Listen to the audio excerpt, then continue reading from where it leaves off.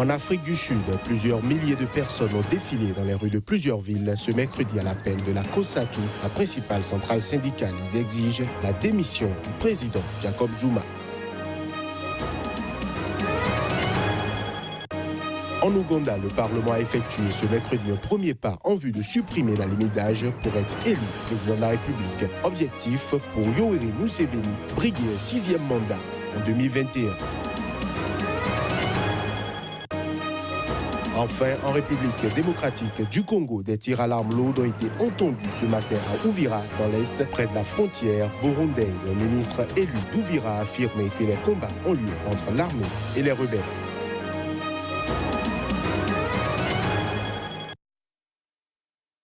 Les titres à toutes et à tous, merci de nous rejoindre pour ce point de l'actualité.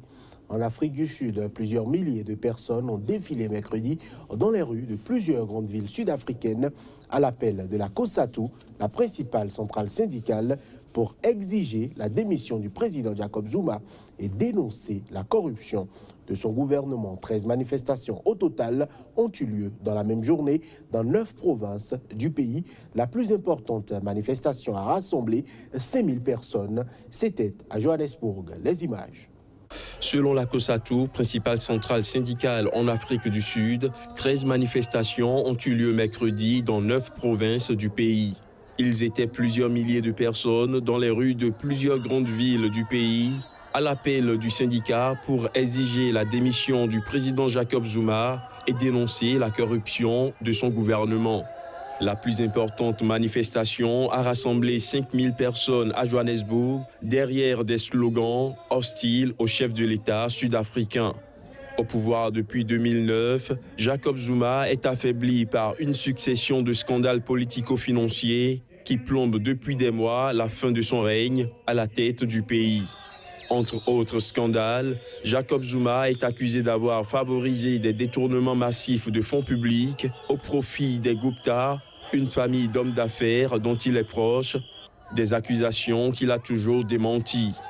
Jacob Zuma a jusque-là résisté à toutes les plaintes en justice, motions de censure et autres rassemblements de rue organisés contre lui par ses adversaires, mais il est de plus en plus critiqué au sein même de son propre parti, l'ANC.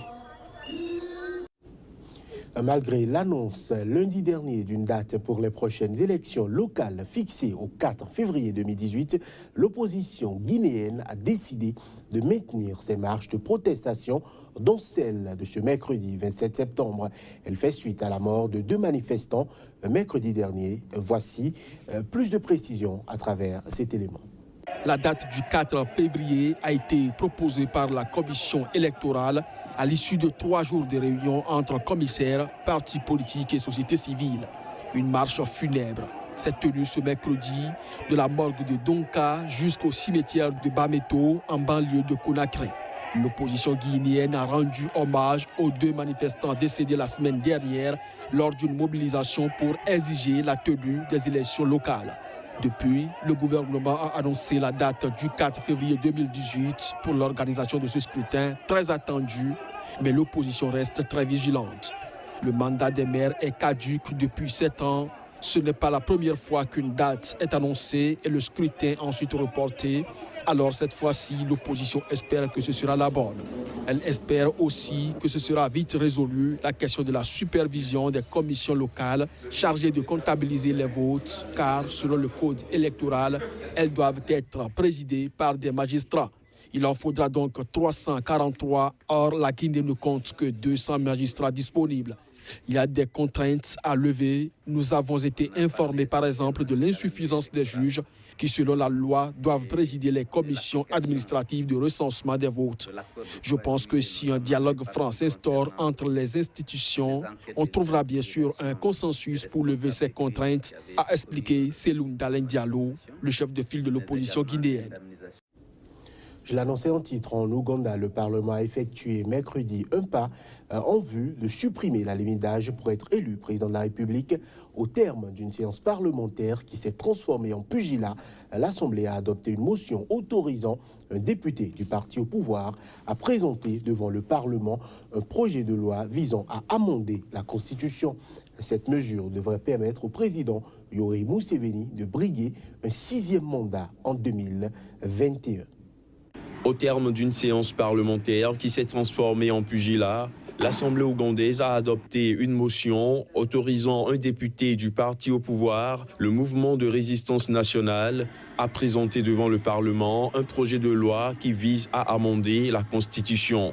Cette motion constitue un véritable premier pas vers la suppression de la limite d'âge pour être élu président en Ouganda. Pour que cet amendement soit effectif, le projet de loi devra être débattu puis adopté à la majorité des 2 tiers lors de 2 votes distincts, espacés d'au moins 14 jours. La motion devait déjà faire l'objet d'un vote mardi dernier au Parlement, mais la séance s'était muée en pugilat entre députés du parti au pouvoir et de l'opposition. La séance de mercredi a également donné lieu à des scènes de violence lorsque la présidente de l'Assemblée a annoncé la suspension de 25 députés pour les échauffourées de mardi. La Constitution ougandaise impose d'être âgé de 35 à 75 ans pour être élu président. Une modification de cette limite d'âge permettrait au président Yoweri Museveni de se présenter en 2021 pour un 6e mandat consécutif. En République démocratique du Congo, des tirs à l'arme lourde ont été entendus ce matin à Uvira, dans l'Est, près de la frontière burundaise.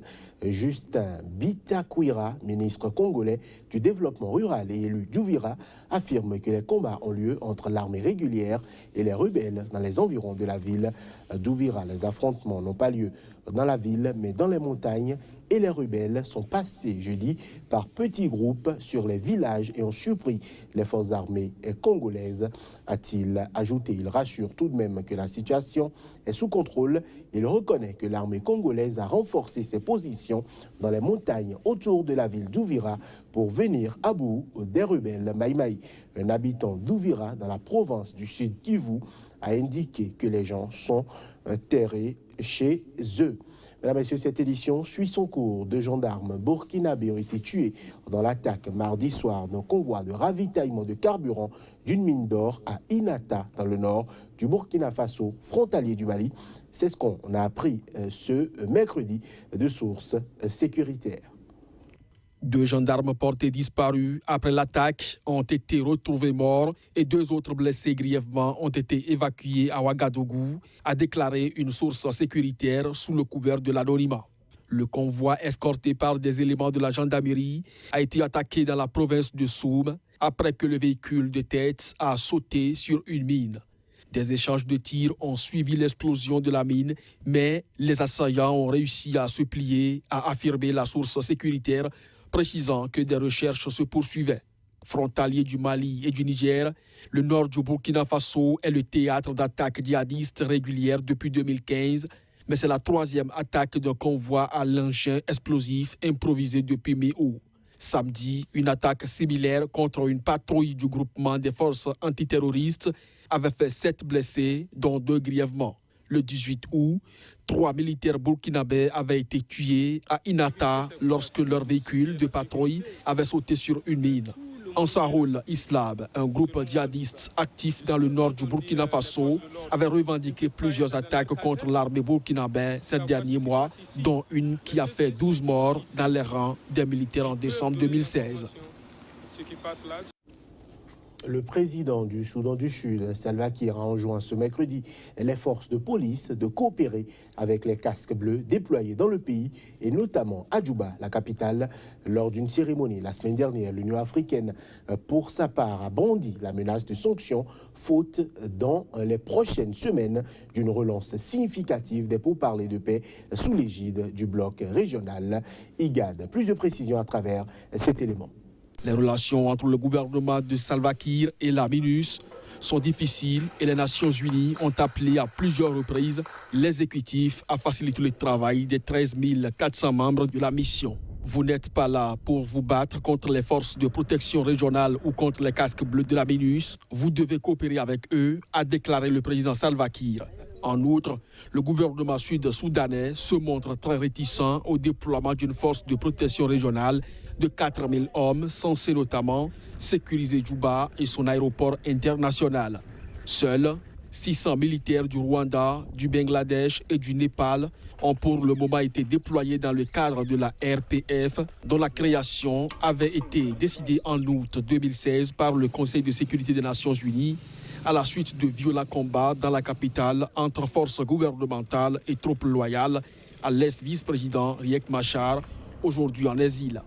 La poursuite des hostilités dans le pays et la crise humanitaire qui en découle, avec désormais quelques 7,6 millions d'habitants nécessitant une aide, exaspèrent une partie de la communauté internationale. La frustration est grande et nous demandons au gouvernement de coopérer avec les casques bleus, a dénoncé mardi devant le Conseil de sécurité l'ambassadrice américaine à l'ONU, Nikki Haley, appelant les parties à relancer l'application de l'accord de paix de 2015. Le Soudan du Sud est plongé depuis décembre 2013 dans une guerre civile qui a fait des dizaines de milliers de morts, alimentée par une rivalité entre le président Kiir et son ancien vice-président Riek Machar. Le conflit a éclaté seulement 2 ans et demi après l'indépendance du pays, acquise en juillet 2011. Et pour finir, le Cameroun a expulsé de force près de 100 000 réfugiés nigérians dans leur pays depuis janvier 2015. C'est dans un rapport publié ce mercredi que Human Rights Watch dénonce cette situation, estimant que ces personnes fuyant les violences du groupe djihadiste Boko Haram ont été victimes d'actes de torture et d'agressions sexuelles de la part de l'armée camerounaise. Selon un rapport accablant de 60 pages révélé mercredi par Human Rights Watch, le Cameroun a expulsé de force dans leur pays depuis janvier 2015 près de 100 000 réfugiés nigérians fuyant les violences du groupe djihadiste Boko Haram. Selon l'ONG internationale, les retours forcés opérés par le Cameroun violent le principe de non-refoulement qui interdit le renvoi de réfugiés et de demandeurs d'asile vers des lieux où ils peuvent être persécutés. Human Rights Watch accuse également l'armée camerounaise d'avoir torturé, agressé et exploité sexuellement des demandeurs d'asile nigérians dans des régions frontalières reculées et de les avoir empêchés d'entrer en contact avec le Haut Commissariat pour les réfugiés.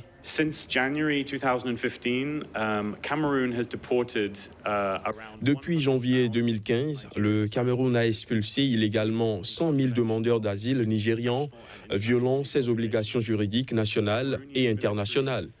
L'armée camerounaise les intercepte dans des zones frontalières et les torture comme des suspects. Elle bat les hommes, exploite sexuellement les femmes, dont certaines sont accusées d'être des femmes de Boko Haram. Ensuite, elle leur fait vivre un enfer pendant des semaines, des mois et des années, particulièrement dans des zones frontalières éloignées au Cameroun. Nous demandons au Cameroun de retirer son armée abusive du nord du pays, d'arrêter la torture, d'arrêter les abus, d'arrêter les déportations et de cesser de séparer les enfants de leurs familles lors des expulsions. Selon Human Rights Watch, environ 100 000 réfugiés nigérians ont été officiellement répertoriés sur le territoire camerounais, en dehors des dizaines de milliers de personnes qui n'ont pu être enregistrées par le Haut Commissariat pour les réfugiés et qui se trouvent sans protection. Voilà qui met un terme à cette édition. Merci de nous avoir suivis.